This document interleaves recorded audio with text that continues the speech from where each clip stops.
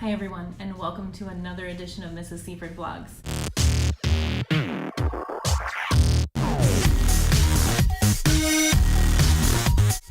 This one is coming to you from my new location, although I know it's dark and a little bit strangely papered there with the windows. This is like a side room to where my office is in our high school. So the lighting out there is not the best for these. I'll be changing up my locations from now on, but I was really excited to get this material out because I haven't posted in a little while, and this idea could be really fun for the beginning of the year, or as you're introducing new material, reviewing material, or even assessing for understanding before you take a summative assessment at the end of covering material. So I think this is a valuable idea to get out there. I didn't want to wait. Okay, what we're doing is an activity called Step to the Line. You have probably heard about something like this or played something like this with maybe a different name, or maybe you've played Step to the Line. A lot of the times it's used to get to know people. It's like an icebreaker. So if you have two groups divided on either side of a line, the line can be imaginary or real, and then if you ask a question like, have you been out of the country?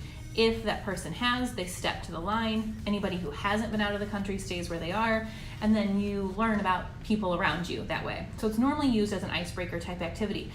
But I think it would be awesome to do what I said. Introduce, review, assess where students are at. I'm going to do something a little bit different as I explain it. I'm going to use Lego people, because why not, to show you how stepping to the line works and to explain those rules. So I'll put that in there. And then at the very end, I'm going to put in a screenshot of what it would be like to use the Wheel of Names app that you can get to on your laptop through your browser. It is a random generator. What I really like about it, using it with this activity, which you do not need technology for, but it's a good addition to it. I like it because as you click on it, you put your questions in there that you want to use. As you click on it and it stops on something, first of all, it allows that pie to become bigger. It puts up like a square on the page that has the question that you've written in a bigger font, and the whole thing is out there. So students can easily see what the whole question actually is, but it allows you to remove it after it's been hit on once. So you don't have to worry about the same question coming up multiple times, and not all random generators do that. So I really like Wheel of Names for that reason.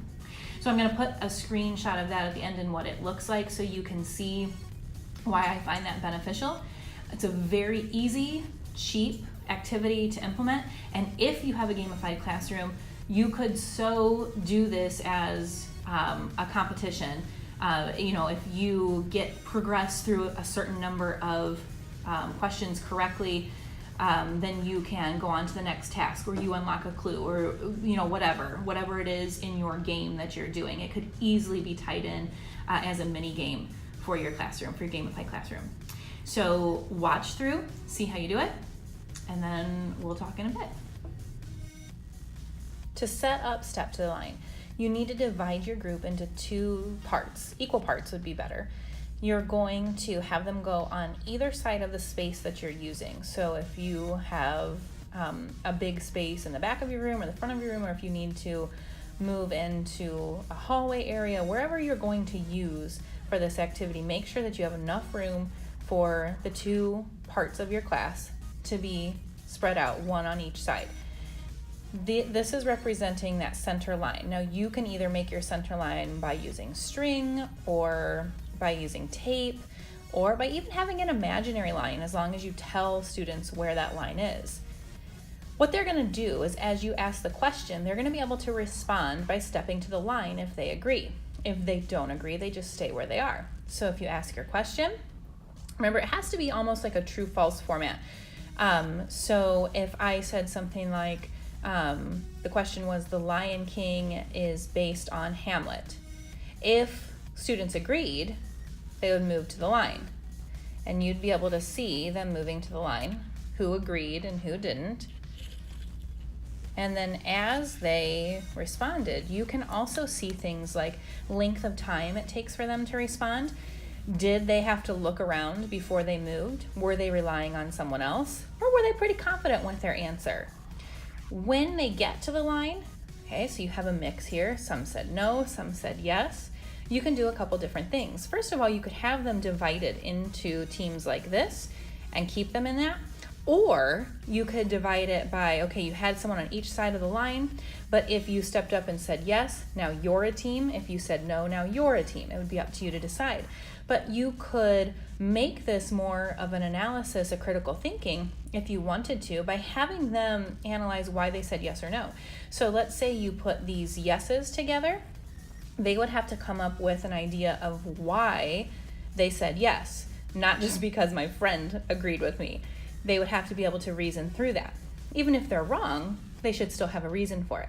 The same thing with those who said no. If they're on a team together once they answer, they should be able to come up with a reason why they said no, not just, I don't know. They have to think of why it would be false. Okay, so you could do it that way. Or you could say, all right, I have this team here and this team here. They're going to have to talk about their responses. So on both sides, only 2 people said yes and 3 people said no. So when they get together, they would have to discuss it and come up with whether they do think it's a yes or a no, and then give their response as to why. So they could have like a team spokesperson. So when they come back to the line, they all start back after they've had their discussion, and then you ask that again. And let's say that we have Buzz and our mermaid are spokespeople. If you ask the question, is Hamlet based on the Lion King? Maybe Buzz moves forward, but the mermaid stays where she was. Okay, so now that means that this team decided after discussion that no was the best answer, and they're going to tell you why. This team said yes was the best answer, and they're going to tell you why, because they've had that time to discuss and come up with their response.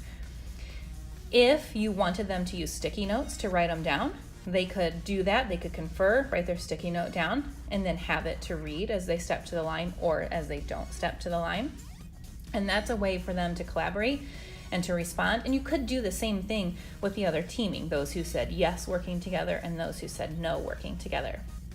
It's a great way to check whether they are confident with the material, whether they know the material. If you're doing it as a beginning introductory lesson, a great way to gauge how confident they are with the material and what they actually know versus what they think they know, and get a little background knowledge built.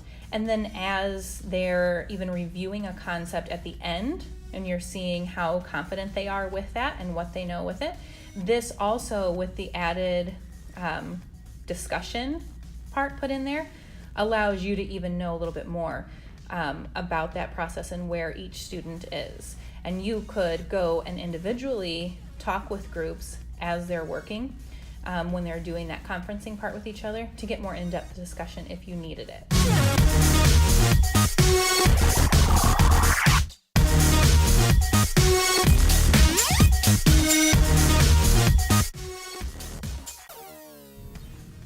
Welcome back. Now you know how the activity works.